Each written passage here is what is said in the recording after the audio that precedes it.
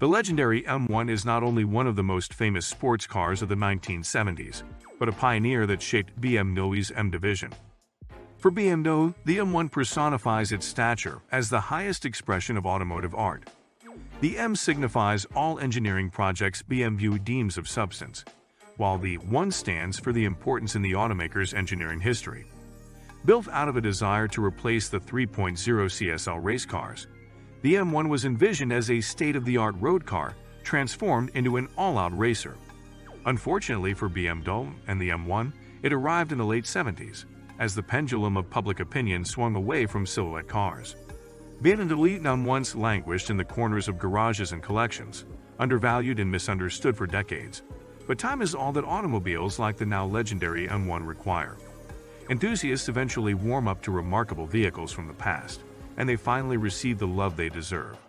Today it takes a small fortune to get your hands on a BMW M1, with the best examples demanding higher prices at auctions and private sales.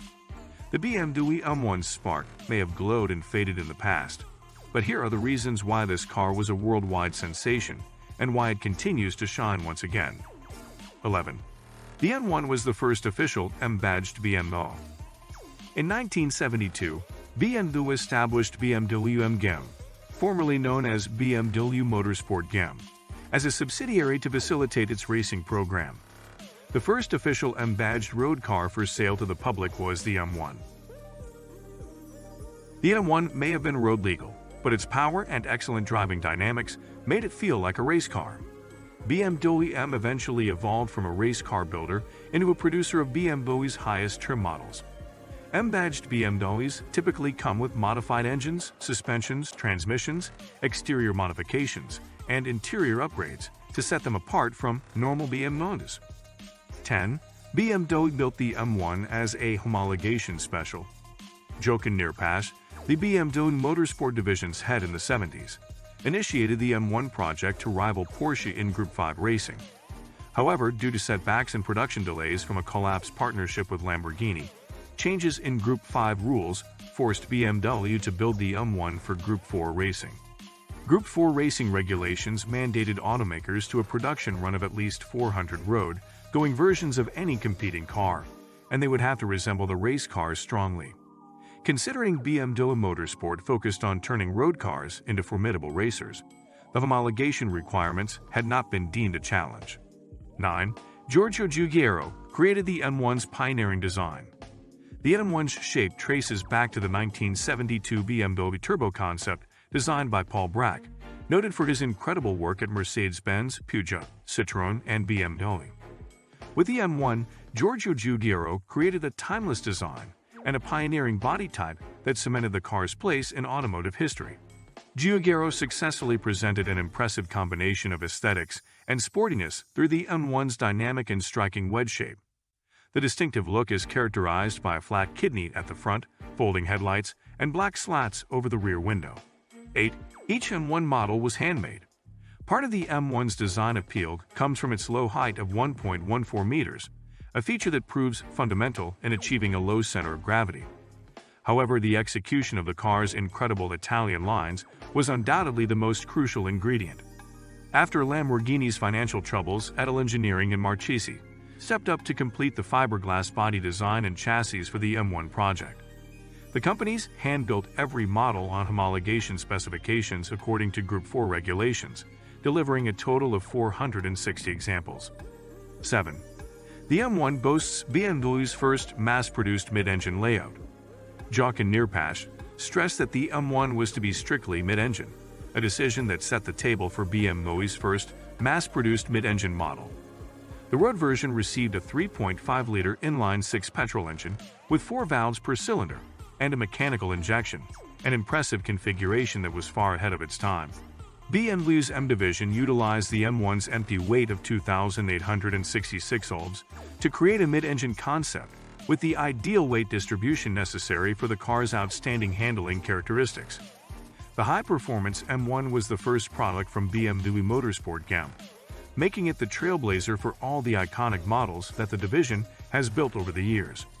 6. The M1 signified Teutonic performance. To date, the pure performance data of the M1 is evident and undeniable.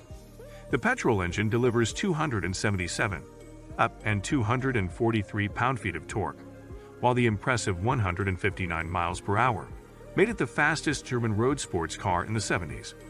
Internally designated as the M88, the engine's long-standing success ensured it served as the basis for the engines that BMW eventually fitted in the M600, M35i, and the first M5 model. BMW optimized all aspects of the M1, ensuring this exceptional athlete handles the challenges of the track while mastering all the requirements for a road license. 5. BMW devised a one-make championship for the M1. Aside from the homologation specials, the M1's legendary status was guaranteed by the M1 Pro Car. Jock and Neerpasch introduced a one-make championship for the M1 Pro Car to enter Group 4 classification in the World Championship for makes. The BMW Pro Car series was a spectacular racing series that ran as a support category for most European Formula One races in 1979 and 1980. The series allowed the 5 fastest drivers from Grand Prix practice sessions to race against well-known racers, private drivers, and up-and-coming talents. Furthermore, the crowds got the opportunity to see their favorite drivers in close action for more than one race on the weekends. 4.